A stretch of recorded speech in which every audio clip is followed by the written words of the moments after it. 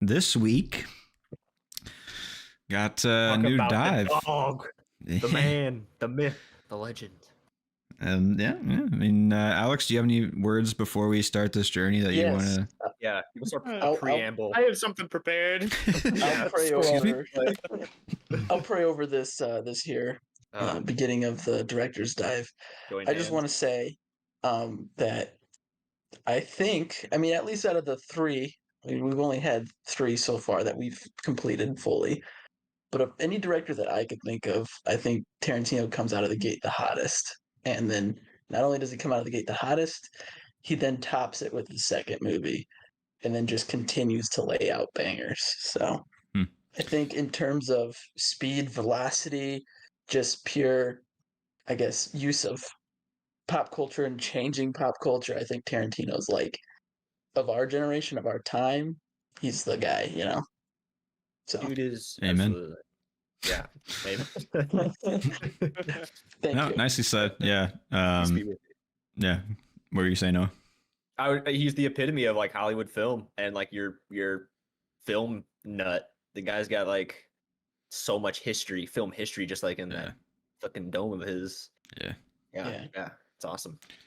Yeah. I mean, he's definitely a genius when it comes to film. Like, there's no doubt about it. And I agree 100%. I made the note that out of the directors we've done, and I think out of most I've seen, this is probably the best debut film of any director. Absolutely. Yeah, he just comes out super solid with this one. And as far as his catalog goes, I think he is one of the top directors just for like curating his own films. Like, he only makes a certain amount. Like, he's gonna say it'll only be 10, he says, but that means 70. that every film is crafted to like a level of perfection / expertise that makes it high quality, for sure. So yeah, I mean, he's been one of my favorite filmmakers for years, so it's exciting to get through his shit. Definitely. Yeah. And just the way he changed, like, you know, you have the Kubricks, which obviously this one today, Reservoir Dogs, that we're talking about, The Killing is a huge inspiration for this movie, Yeah. right? But the way Tarantino kind of comes out the gates, you know, two scripts. He has True Romance and then Reservoir Dogs. True Romance he gives to Tony Scott, and he takes Reservoir Dogs for himself. But by both these kind of coming out in the same time, he changes how even dialogue is spoken in movies and written for movies and what can be accepted. And I don't know, it's just the way he changed the scope of film is just so interesting and yeah. I mean, fun, he, you know? especially with, later, I guess, Pulp Fiction, that structure, I think, really injected a lot of like power into people's scripts. But I think Reservoir Dogs specifically, if we just want to try to get to like his early shit, because I mean, when talking about Tarantino, you just want to talk about all the shit, I feel like. But Right, definitely. with Reservoir Dogs specifically, like his indie approach to this movie revolutionized like what a film could be with such a small budget. And this this is made with nothing basically, and the quality level that comes from that is exponential compared to like what was put into it. So it just shows like the amount that you can get from such a little budget if you put effort and care into it. And I think I think this movie spawned like PTA's career. Like, people were invested in other filmmakers and younger filmmakers and starting their careers, like, because they saw what like Tarantino can do with his low budgets and stuff. So yeah, I mean, he definitely set a tone and like a reality for Hollywood in the 90s and /80s. So it's cool. Yeah, definitely. Dude's fearless in his filmmaking. Definitely an inspiration for sure. Yeah, he doesn't accept like anyone else's interference either, which is respectable. I mean, sometimes you need other voices, I'd say, but if you're this invested in your own work and you're this like dedicated to its creation, I don't know, you can't really argue with the man if he's got it in his head. So and like you said earlier, I mean, he's dedicated to making a certain set of films, and he wants his name to be, you know, the Tarantino name from start to finish. He doesn't want to fall off after, you know, like Clint Eastwood has made how many 50 movies? films or but some you can't shit. You can only name like a handful of them on a hand that, you know, that like that's a Clint Eastwood movie and it's great. Mhm. But with Tarantino, he wants his mark, so he knows what he wants. So, and I Yeah, respect that a for lot. sure. Yeah. Yeah. So, Yeah, he's synonymous with Hollywood now. It's like if he's not in your top 5 directors or filmmakers, like the fuck you doing? Yeah. As far as like entertainment value goes, he's tops as like directors go. Like I guess if I were to like critique him as like compared to other directors, like I don't gain a lot of like meaningful like life experience or like life knowledge from his movies. I mostly gain like adrenaline slash like entertainment, which is a ride, and I fucking love it, and Oh yeah. it's great. And but like there's a tone that he's setting that like I don't know. I respect his avenue for movies, but I don't think it's like the only movie to be made. I think like he knows like because I've been watching Spielberg too recently. Actually, I just started him. Completely different vein. He'll just make any type of movie and any different type of movie, right. and it's completely respectable in my eyes too, as like a wide, expansive array of skill and Yeah. expertise. But then you have Tarantino, who's like chiseled his into like a niche, and it's like it's just two different like definitions, and it's cool. But it's not. I don't know. I'm trying to find like a way to decide. Like his films are very important to me, and I find that I reference his like work when I look to my own work to like find like how to instigate action and scenes and entertainment. But Right. Right. I find that I need to fall back into like meaning a lot with mine, whereas Tarantino pushes the, I guess, silliness of it all. I don't know, but I think that and like the Yeah. idea of a lot of his movies, not a lot of them, all of them are character driven movies. I mean, that's why they're so dialogue heavy and Yeah. like you're there with the characters and experiencing like a hangout movie. Like, I mean, look at Once Upon a Time, huge hangout movie. This movie probably, but like Pulp Fiction, hangout movie. The only one that's like a genre movie, I would say, would be like Django and maybe Inglorious Bastards. Those I would categorize in like a Western type or obviously film for Inglorious, but yeah, just it's like his movies are you're there with the characters and you're involving with the characters and you're for their stories and their development rather than taking a profound look at life itself and the world, mhm. So Yeah, Yeah. I mean, Reservoir Dogs is like the perfect example of that. Like you said, low budget, like a couple, like a few locations, if not like the one main warehouse, and yeah. it's enough. Like the characters and the situation that he's written is enough to keep you fucking Yeah. hooked. Yeah. I remember the first time I watched Reservoir Dogs, I was way younger, and like it didn't. I liked it, and I could tell it was like good, but I didn't really like it that much. And I think Mm. what my problem was with it was that it feels like it's just like circling itself. Once they get into the warehouse, they're just kind of like pointing fingers and being like, "Who was it? Who was it? We don't know. What are we gonna do?" Like, and so like there wasn't a lot of like forward thrust for me. On this last rewatch though, I was like waiting for that to happen again, and I was like, it's not really. The flashbacks I highlighted as like super key and very well done this time, Definitely. but Yeah. it is like circling and it doesn't go anywhere, and there's not really a forward momentum to it, but like the bouncing and then the flashbacks revealing, I think like keep this at a level that like is moving forward even if it doesn't feel like it, strangely. Yeah. And like you start off, you set the tone with these characters that nobody knows anybody's names, and they're going around the table and they're just kind of giving out a little bit of their personality just over current pop culture things that are happening, Mm-hmm. and so you just get a taste of what these characters are. But then when you go to the flashbacks, you only get a couple flashbacks, but it's the key characters, it's Mr. Blonde and Mr. White and Orange, and you get to know where they're coming from because those are the important characters in the story. And Yeah, I think that adds just enough flavor. for sure. Yeah. I thought too, the flashbacks, like the times that Tarantino chose to flashback to were really solid. With like Pink, it kind of reveals like who they are. I mean, obviously, like what a flashback's supposed to do, it's supposed to be like reveal who they are and why they're here, kind of, and like what their situation is. But for Mr. Pink, like he's basically just like kind of the hired gun guy, it seems like, and he only gets Mhm. the running away from the cops flashback Yeah. So he's like in the shit. You don't know exactly what he's about. And then White gets the flashback where he's like sort of like presidential or kind of distinguished, making the job Right. with Joe. He And knows he has then connections outside of this gang. You know, he knows Alabama, which call back to yeah, True Yeah. Romance, and he knows, mm, other right, people outside of. So yeah, he's that experienced. He's the wolf. yeah. And then with Blonde, it's like he's freshly out of jail, kind of getting like a handout type of thing. Yeah.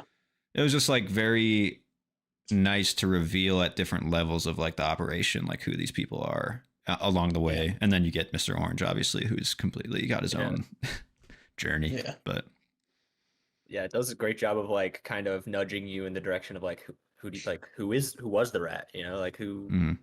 you know, And it's like it's not this guy, it's not this guy, it's not this Mhm. guy. You know, it's process like of elimination kind of. Yeah. yeah.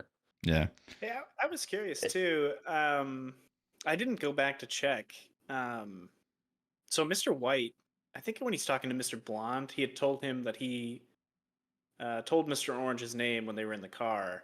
Mm. Because like it goes back to that scene again, I think, and hmm Yeah, and start Mr. Orange does use his name, but then it's also revealed that Mr. Orange just knows his name because he's a cop and he like looked him up. So I was like, I guess like, did he just say his name in the car? I don't know. Did he? I guess like I was just curious. Like, did Mr. White actually tell him his name, or did he? Alex, you know this one because I missed maybe like when he actually did reveal his name. But It was just like a question I had when I was watching, but I Yeah. didn't go back to check. Yeah, I no, get you.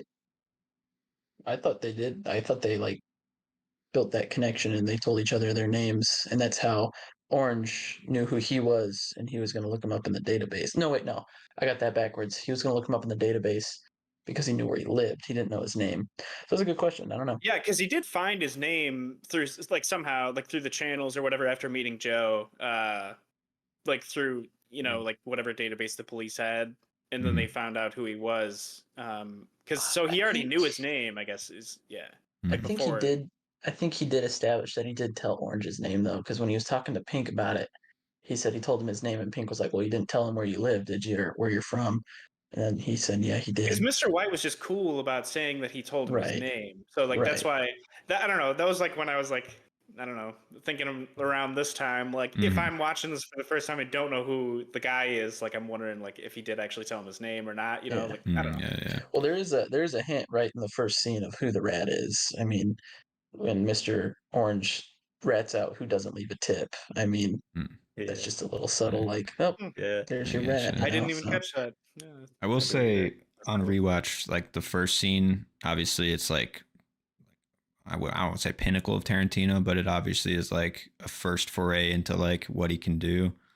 I don't know. It kind of like feels a little too like dated / like projection-y cool to me, that scene now. But the I first don't scene. know. Yeah. I don't know, it's Yeah. just like a little too like Yeah. Tarantino being like, I'm an asshole, you know, like I don't know. It's just like I mean, it's like, it's fun. It's but like I the had Madonna watched shit this- hasn't aged very well, I'd say. But yeah, go ahead. That's true. I had watched this like a while ago, probably when I was like, I don't know, in college, maybe a freshman or sophomore in college. So it's been a while. But like I didn't even know that Tarantino was in this movie. Like when he yeah. showed up and he's like talking, I'm like, oh shit. Like I think at the time I just didn't know who he was. Like but yeah, that's kind of funny. And I Like, have one that's question. basically like his only thing in the movie. It seems like. Yeah, I he's mean, just he had in the that beginning one there. scene, the one flashback scene, or not even I'm really a blind. flashback. Yeah, Yeah. Yeah. he's just fucking Um, dead. I guess my question to you guys too, as far as like a script goes, with Mr. Pink saying that a waitress only filled his cup 3 times, he wants to have his cup filled 6 times. Is that like an obscene number that like? Because 3 times to me is like holy shit, fucking 3 That's a lot times. of coffee, like, dog. yeah, like, Yeah. and I mean, like look, I drank a shit ton of coffee. I mean, like, who would need more than 6 that? Like- fucking times you crazy. expect. That's your expect. I mean, maybe that's like, oh, Mr. Pink's an idiot and he's an asshole. You know, he's like expects 6 coffees, but like something in that script and that number is just like doesn't register right to me. Like, I but think that Outrageous. what you just said, they're all criminals, they're all scumbags, so that's why they are the way they are. I mean, they're depicted, the things they say. But I will say, when I'm at a restaurant, I do drink at least 4 to 5 Dr. Peppers, like everywhere I go. 4 to I drink 5 like 2 Dr. I'm not surprised. Absolutely. After the times Damn. we've talked about you drinking Dr. Pepper, I'm Yeah. not surprised at all. I'm pumping them out like yeah. crazy. I guess like But coffee though. Fair enough. It's Fair like the 6 times the waitress. I don't know, but that's it's the 90s too. I Maybe get, it's I that's- get the that seems point pretty where it's excessive. like, oh, she was amazing. Didn't go above and beyond. But like, yeah, 6 cups, dude. That's Next time I go excessive. get like breakfast at like a diner, I'll count like how many times I get Yeah. my yeah, what's coffee expected. refilled. Yeah. and then you'll calculate the tip based on Oh yeah, many. exactly. Yeah. yeah. Well, hey, Steve Buscemi, he gets it back in the next movie. He plays the old waiter position. So Yeah, I don't know, something about the first scene, like once it gets into like the meat of the story, I'm really into it, but that first, maybe it also is like the slow-mo introduction. It's like cool, but it's like When they're It's walking like- out of the restaurant. yeah, it's like not even in the right like frame rate, so it's kind of just like goofy-ish. but he Yeah. started a trend. You know, that's The like slow-mo cool walk? slow-mo walk. Cool dudes in Yeah. suits. Yeah. Like, Yeah. It's shit. cool. Like back then, it's probably like shit, but now it's Yeah, just it was like trend setting. I It don't was know. trend I sort of get what you're saying. I really like the diner Yeah. talk hangout thing. For sure. I mean that kind of shit I eat up. But I think his script and romance, I think the dialogue in that script is a little bit more rich in terms of like that vulgar stuff. So I think in terms of because they're written at the same time, so I kind of Mhm. like compare the two and I see. what Tarantino's vision of what true romance would have been versus Tony Scott's Reservoir Dogs. So That's interesting. Yeah. Yeah, that's interesting to think about. Like, I don't know. I like the dialogue in the beginning, but I do agree a little bit better considering that he improves upon it in his next movies. For sure. I mean, So, and I did write yeah. down the line, "You shoot me in a dream, you better wake up and apologize." That line's just fucking That's fucking that's great. good. gold. That's a good Yeah. one. Yeah. Good That shit. and what's the other one? You gonna bark all day, little doggy, or you gonna bite? You gonna bite? Mm. Yeah. Hell yeah! Yeah, he Dude, like that- he makes lines that if I wrote it down, I'd be like, "Oh, that sounds so cheesy, man." Like, Risque, but I yeah. want to say it. It's just like goofy and fun. But that's what makes his movies so great. Is like he can Right. land it. He'll just do it and tell you just how to say it. Like, Yeah. yeah. It shows the craft of like character building. too, Yeah, Where it's like you get those lines and it's like who I wonder if he wrote those lines as like who can say this, or he's like Mm. writing the character and he's like, I'm gonna make this guy. This is Silly what this or guy whatever. needs to say. Yeah. Yeah. Yeah, that's an interesting thought. interesting too Yeah. that this is like in the top 10 heist movies, but it never shows the heist. Mm. I think that's Yeah. kind of like You ever see All the bank, you never repercussions of the see- heist, basically. yeah, Yeah, it's kind of cool. that is cool. Yeah. That is- They give you like a little flavor, and especially the scene with like bang, bang, Mm. bang. I mean, that just Yeah. like brings you there, like, Yeah, and in such a definitely. weird way. Without showing you it, Mhm. Yeah. it's Just knowing Mr. yeah, it's Blonde cool. is enough. Mhm. Yeah, because you're just like, yeah, that seems like the type of guy. Yeah. His torture scene was fucked, dude. I remember Yes, first yeah. time watching that, and like when you first see that ear once it's gone, you're just like, Hello? oh, Yeah, he's Can like you hear talking that? into it. yeah. His performance is one that I think maybe the most special in the movie, honestly. Michael Madsen's, like, I don't know, I just like locked in on his this watch too, where it's like there's like Him a and lot Nice of Guy weird Eddie for like me. what's that? I said him and Nice Guy Eddie like were for Yeah. me like I don't know, Yeah. definitely. they stood out for Yeah. me on this rewatch than before. Yeah, they got like the Yeah. heart, like some secret heart there, but then they have like with Yeah. Michael Madsen's character, he's like got this sadistic fucking personality. So like Right. it's weird. Yeah. It's like a weird balance of it. Well, that's what I mean. He tells the cop, he's like, "I'm not gonna torture you. I don't care what you say. Yeah. I'm just doing it because I find pleasure in it or whatever." I'm like, Mhm. "Damn!" 'Cause I want Shit, to. man. Yeah. Yeah. And it. No, go Oh, ahead. go ahead. I was just gonna bring up a Oh. question. So, Okay.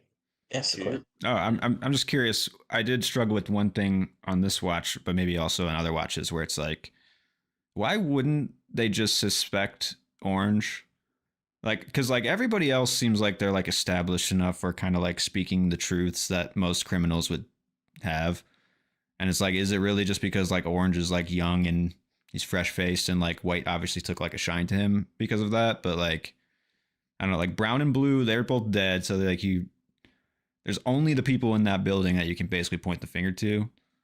And like no one ever points. They try to like be like, well, maybe it's him. And then White's always the guy that's like, you guys are just, it's not right. You guys are saying like, it's just like a little bit of a.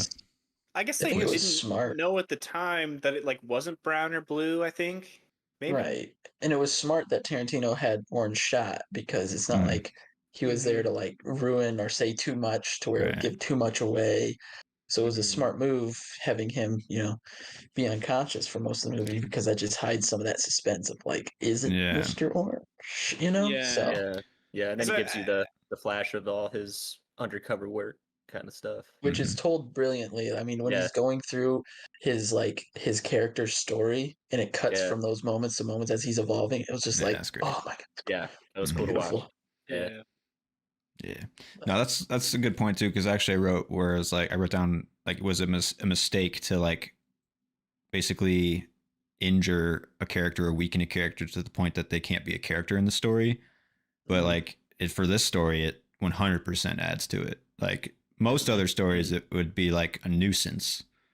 Yeah. But this one, it's like they point the finger, I guess maybe enough to be like, he's still there. You remember him, and then like it goes back to him, and like in the time we need. But masterful. Like, I mean, just like device for sure, like story device.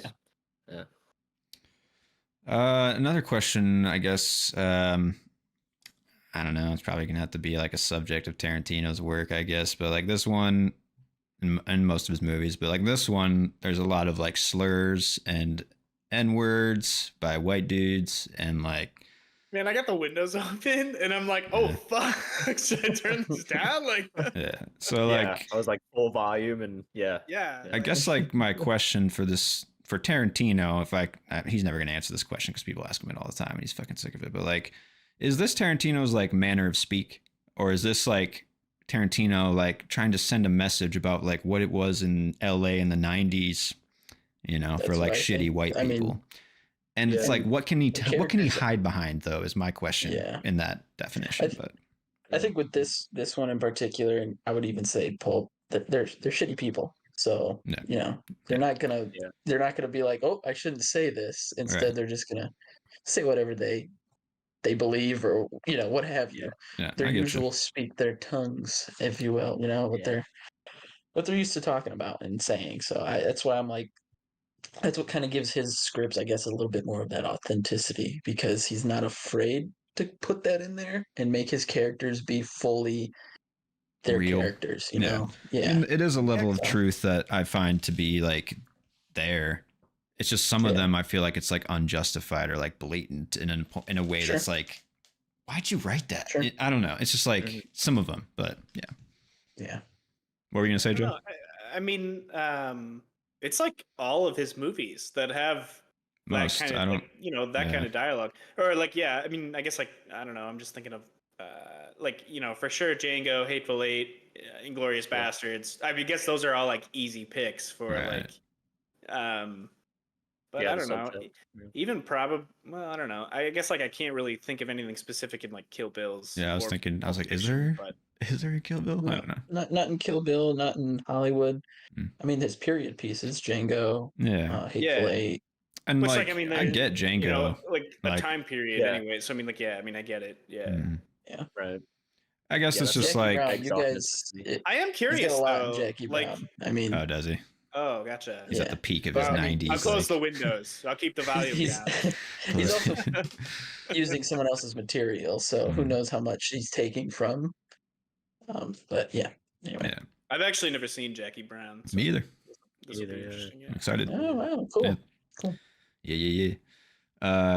Another little nice touch in this movie. I guess we'll go back to that conversation in other movies if we want to, but I'm curious. Like, now I'm thinking about like how Quentin Tarantino talks to other people just regularly. It's like that's like what is the secret man's life like? Part of his dialogue, or like or is that just like how he writes for movies? Like the only thing I would say that it's not just because Samuel L. Jackson like went up to bat for him, because when Jackie Brown came out, that's when a whole lot of flack came his way of like, oh, this white guy's writing this, and Samuel L. Jackson was basically like, shut the fuck up, let him cook. So, I feel like I remember seeing like an interview or something where same, like Sam was like, he's gonna write like authenticity for what it is. So if it's additive and not not just bigotry for bigotry's sake, then yeah. Yeah. But I'm gonna try and find it because I feel like I remember seeing that. Yeah, I guess another thing I found in this movie, it's like a controversy in the movie that it's basically not a rehashing, but almost like a direct adaptation from like a Japanese movie, I think. It's called like Life in City or something like that. If you look up the similarities, they're quite extreme. And Tarantino is like a very versed guy, so like I struggled to find like that he didn't watch this movie before, but there's also enough differences that he made it his own, obviously. But I guess like stealing is something that Tarantino is open with saying that he does. And I guess I'm opening the floor for what you guys think about that, because I actually think like the way that he steals is honorable in a way that I find like postmodern writing that he created, or that most writers strive for now, is all like homage-y in a sense, but not. Right. His stuff is like honorable. I don't know. That's the only word I can really think of, I guess. But like to back you up on that one, I would say like the phrase "you write what you know," and that man knows and breathes movies. So like it's kind of hard, I would think, for a guy like that to avoid taking from movies and sending off these homages. But like you said, he's open about it. He says, "Yeah, of course, every movie is a remake of a movie, or whatever you have it, however you want to say it." But yeah, like I think we've talked about that a lot, like inspiration. Over time. Yeah, like inspiration, like the different homages that you see, like especially when we go back to like really old movies, and then you didn't know that like this other movie was like homage, or like to this really old movie that we hadn't seen. So like I don't know. I mean, he's like modernizing he does it well, and like you said, I mean, I feel like an homage, like it's inherent that it has like you're honoring what you took it from anyway. You know what I mean? Like I don't know. Yeah, exactly. But I guess it's like because if it's like I don't know, if it's like the whole plot. I don't know. I mean, Reservoir Dogs is a tough one. If you look at like the similarities of it, it's like it too. Like in this other movie, like I mean, did they show the heist? No, yeah, that's the whole. That movie has like subplots that are completely. He basically took that idea and just like made it. Because I feel like what makes this movie cool, or like a couple things that just make this movie like good, and probably for the time too, like you guys said earlier, was the budget. I mean, like what he did with the budget for this movie, and I mean, like that's like kind of probably why they didn't show the heist, because it would have been, money and stuff. I don't know. Money for it. I think like it worked well, and yeah, if it's that different, I mean, I don't know. I mean, we see from Hateful Eight that he kind of like just refined and honed that situation. In homage to his own movie. Yeah, exactly. We'll get there. We'll get the man's just inspiring himself these days. He just can't stop. Yeah. Wow, I didn't even think about that. We'll get there. We'll get there. Yeah, give it time. Give it time. Yeah. Also, not Hateful Eight. Yeah, go ahead. Well, like this doesn't have anything to do with Quentin Tarantino, so I can save it for later. But it just reminded me because you said like he possibly copied something of somebody else's, and I found out like yesterday. I guess like Neil Gaiman wrote like some graphic novel in the early '90s. I can look up the name. Yeah, let me look it up because I wrote it down. I've read a decent amount of Neil Gaiman, so it's called The Books of Magic, or The Book of Magic. I don't know. If you guys have a computer, maybe just Google it real quick and see what the first image is that comes up, and tell me what you think.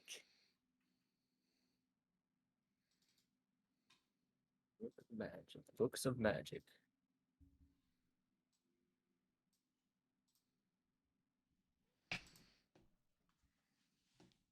Okay, yeah. All right. Is anything else coming to mind? Hang on, now I feel like I gotta look this up. Wait, hold up. I'm reading the synopsis. If you edit this, you should put a picture of the book. Like... I'm putting it up right now. It's Harry Potter. That's I was 100%, dude. It was like before Harry Potter came out. Like I'm pretty sure like 7 years before Harry Potter. The owl. What's the synopsis here? I don't like from what I looked up. It like the intro at least is like pretty much identical to Harry Potter. Timothy Hunter could be the most powerful magician in the world, but does he really want to be? Guided through the magical world starting at the beginning of time by a group of DC Universe magicians, often referred to as the Trenchcoat Brigade. Oh shit! I didn't know about that. I didn't research it a lot. So. I'm just reading the Amazon fucking thing. Interesting. They attempt to aid Timothy in his decision whether or not to embrace his gift. I'm pretty sure. All I know is that he got like an owl came to him with a letter telling him he had magic powers. Nice. And hey, that's all I needed. All right, J.K. Rowling. So I don't know. Yeah. It's, I mean, anyway, we can get back to Tarantino. I just wanted to bring that up because I thought it was pretty interesting. Everybody's stealing some shit. If you're an artist, I'd say, where you're like, amalgamating what you know into something you want. You know, like I don't know. Oh yeah. I guess like on the topic of Reservoir Dogs, this movie too on the rewatch felt like it could have been written as a stage play. Like it was like I was like watching this on stage this time. It was crazy. I was like, even the flashbacks, it's like you do a quick scene change and you just jump in there and like bring out a table or something, you know? Right. Yeah. Industrial ass background. Like right. I mean, I don't know, it'd be cool. But I was like, I don't think Tarantino wrote it that way. He obviously wrote it for the screen, but it feels so like stagey. Yeah. Yeah, it doesn't hurt it either. Speaking of stage, he did write Hateful Eight for the stage, so maybe he had it in mind for Reservoir Dogs, see that but saved it. So. And that's I don't know. I feel like Reservoir Dogs. I mean, there are different like shots. I don't know. I feel like Hateful Eight, you have like literally just one room for pretty much the majority of it, and like I guess this is too, but like they go to different parts of the place. I don't know. Like in Hateful Eight, I feel like it's like mostly they're just in that fucking cabin. Just open. Just one room in the cabin. Cuts like outside, but yeah. But like there are flashbacks and shit in there too. But I don't know. No, I have to say, for Tarantino's movies, especially like this watch through even of Reservoir Dogs, without fail, I take something new away from them, and the rewatchability of all his movies are just so high. And I find myself, obviously, I rewatch them several times a year. I've watched Pulp Fiction 3 times so far in the past couple months. Year? So, yeah. Oh shit! Holy shit! So I mean, I don't know. The rewatchability on his shit is just so rewarding too. Like I said with Reservoir Dogs, it took me. This is like my 5th or 6th time watching it, and here I am finally giving it the 5-star review it deserves. 5 stars. I just think. Yeah, it bumped up. It had to be just interesting. Just came onto the scene and changed film, and this the way the budget he had and how he crafted such an interesting film out of pretty much nothing. I mean, one room, a few guys, a bank robbery that happened but we didn't see happen, but it's still engaging. I don't know. So yeah, it's good. His ability to write the characters and like give you like all the seeds of like you kind of these guys, like what what stock they come from, but then at the same time it's like you're still learning about them through all the shit that's going down. Yeah, it's great. I when I first watched this one, I gave it 4.5 because it just struck same deal. It struck me. I was like, this is this dude's first like breakout film. Like holy, like nailed it. Yeah. If that's not inspiration for filmmakers, like I don't know what is. Crazy. Yeah, I had it at 4. I have it at 4 right now. Debating on going to 4.5 though, because this one, I think I might like this movie more than Pulp Fiction. Honestly, we'll talk about it next week when I rewatch. But honestly, I think it might be better. I don't know. We'll see. But I mean, I could see the argument. It's just, I have a little nugget for you guys when we do our Pulp Fiction talk through. I found in my digging of Tarantino that I randomly do all the time. So nice. It's just I don't know. There's so much you can take. We'll get into Pulp Fiction next week, but I can see the argument though. I mean, that's why I think this is going to be one of my more challenging directors, like stack ups of like That's what I was just Dude, thinking. yeah. Like when you threw out a ranking, Yeah. I'm like, I gotta fucking rank Tarantino's movies. Like that's gonna be so Good much luck. harder than ranking Fincher. Like Fincher was Yeah. easy. Like Yeah. ranking I these think- is gonna be nuts. It's gonna be like your I favorite. think out of all of his films, I have 2 that aren't 5 stars, maybe 3. So I don't know what I'm Yeah. gonna do. So That's why Ooh. I have it at 4. I could go up. It probably should go up to 4.5 at least. But like I think I'm gonna keep it at 4 for now, just for like ranking purposes. You know. Yeah, Yeah. for sure. Yeah. Yeah, definitely solid debut. I had the only other note I have is that like a nice little touch in there is the constant interludes of like the monotone guy being like, if you're the 12th caller, go down to the monster truck So rally good. this weekend. I don't know. That So dude good. just like sold something for me and like the time and the tone, you know? So for sure. It's good. Shit. 70s Steelers dude, just Wheel. Yeah. Yeah. 70s classics. stoned in his Speaking studio. of like Yeah. that part with Steelers Wheel kicks in, the iconic torture scene. But the tracking shot, he goes out to his car, music's still playing, grabs his stuff, we follow him back in, kicks back in with the music. Oh, it's so Yeah. good. It's like It's the way children laughing Tarantino can outside. just Yeah, it's like just another day. Mhm. Yeah. it's just so good, Good shit. Good shit. I did actually go back and watch. If you, I would recommend you at least, Alex, since you're just such a Tarantino head. I watched his like lost short film called My Best Friend's found it. Birthday. I'm, You got all the footage? I thought you were talking about the Reservoir Dogs one. I did watch that one too. It's like a 12-minute little Okay. short with just him and Buscemi, kind of just bouncing I back and watched that forth. one. That was cool. It was interesting. Yeah. To show, it was like a proof of concept basically. Right. But he made a movie, a short film, in like '86 called My Best Friend's Birthday, and it's not. He only 36 minutes of it has survived like a fire or some shit.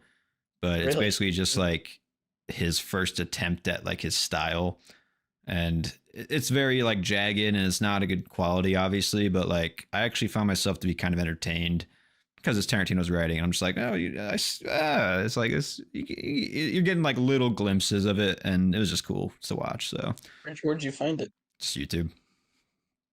Okay. My Best Friend's Birthday, you say? Yeah.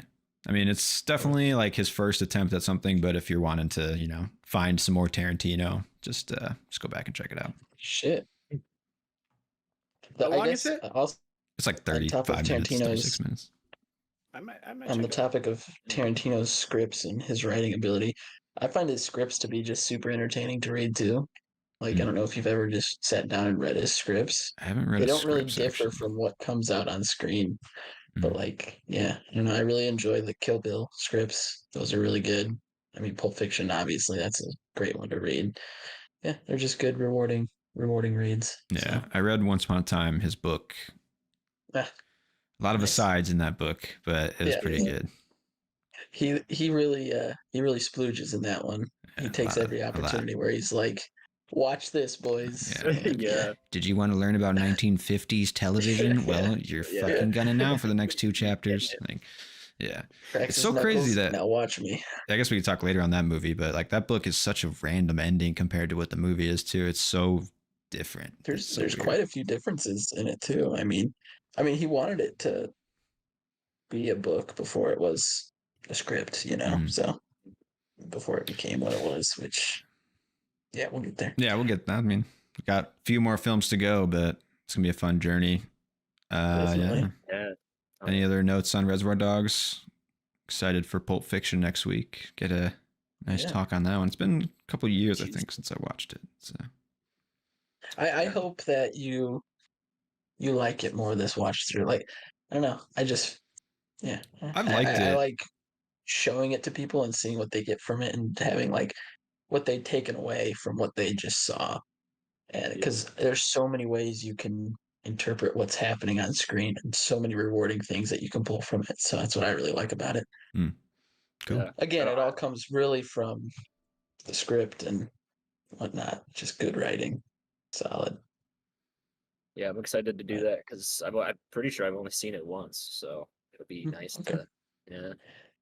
That's Yeah, the I'm not one the same. movie that Yeah. I would choose to watch till the end of time, I think. Wow. So Nice. Desert Island, that's the movie you got with it. that's the movie I'd take with me. Nice. Cool. Nice. Well, we'll talk next week more Tarantino, Dan. Yeah. So I do have a question, not Tarantino related, but Desert Island sort of related. If you had to pick a movie star's filmography to, those are the only movies you could watch till the end of time, which movie star would you take? Ooh, that's Man. tough. I could cast a wide net with Danny Trejo, a real wide Could. net. You could. You could. Brad Pitt jumped to mind first, just because he has like That really was entertaining and good wow. movies, and a lot. So Crazy. yeah, Crazy. Yeah, That the was one first of my people that first came to thoughts. my mind were Brad Pitt, Denzel Washington, and Tom Cruise. Solid. Yeah. Yeah. Denzel. Yeah, solid. yeah. For some reason, like the Tough. first couple people I thought of were like Leonardo DiCaprio and Christian Bale, but I don't really Those are good love like picks. a lot of their movies. But like, Yeah.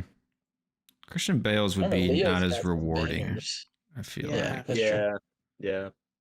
But Leo, yeah, no, Leo would be. He got some Leo, good you can ones go in there. down with Wolf of Wall Street, Departed, fucking Once Upon a Time in Hollywood, Django. Titanic, baby. I Yeah, think I need to yeah. take Leo. yeah, Hang down on. with the some ship. Yeah. Yeah. Brad Pitt, I can cover like multiple different bases of stuff, though. It's Yeah, like definitely. yeah. Mhm. Mhm. And some Tarantino in there, you know. Yeah. Brad Pitt Man. would be a good pick. Yeah. I guess I was I'll just thinking stick with Leo also, for now.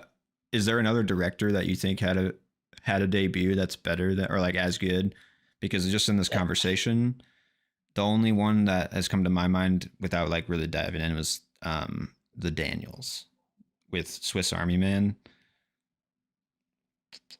Yeah. And they're that's- also on a track to be like Tarantino-esque level of like quality for each movie Yeah. too. So it's kind of cool for them. The I only would say. person I'd put, or I guess people I'd put on Tarantino's level would be the Coen brothers. I don't know if you've seen Blood Simple, I've not yet. Oh so- no. yeah. but they came out. I really Did they? like that one. I mean, it's super simple and like Blood obviously it's an Simple. indie film on like a couple $100,000 budget, but it's really good. And I think they come out of the gates pretty strong. Nice. Yeah. Those are the only other people I would consider. Yeah, I mean, are you the just level. talking about like Just, like- banger directorial debuts? Yeah, big directors. I guess like James Cameron started with Terminator. It's kind of a The banger. first thing I thought of too, because like we kind of talked about him recently, was like Ari Aster. I mean, Hereditary was his Yeah. first movie, right? That's- I mean, yeah, like that's a that's a good- banger. Yeah. That's That is a fair. banger. Yeah, that's Yeah. fair. He He's doesn't a- have many movies, but like I Yeah. mean, Right. That's good. Yeah. I mean, Midsummer too is like if you're following the trend of Tarantino, Yeah. like Jackie Brown's apparently like his lower end, and that means Beau is Afraid that was would be his Beau is lower end. Afraid. Yeah. So I mean, yeah, tracks. Stuff to see that. Huh. That's Kevin interesting. Smith. Kevin Smith, dude. Kevin Clerks. Smith, Clerks. man, I still have to watch Dogma. Like fuck, Yeah, Terry yeah. told me I to watch just watched Dogma it. like two or 3 weeks ago, and I still Clerks is haven't good, watched man. it. I just watched Yeah, all it of is. them recently. They're pretty good. Dogma's good too. I watched that like maybe last week or a couple weeks ago. Mhm.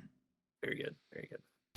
Next week, Pulp Cool. Fiction, fucking Tombstone. Tombstone. Hell yeah. Oh Hell yeah. yeah. Sounds to me That's gonna be a good good week. Yeah. Yeah. Yeah. All right. Well, I'm excited. I'll see you guys then. And Yeah. thanks for That's listening. good. Sounds good. Take See you care. next week.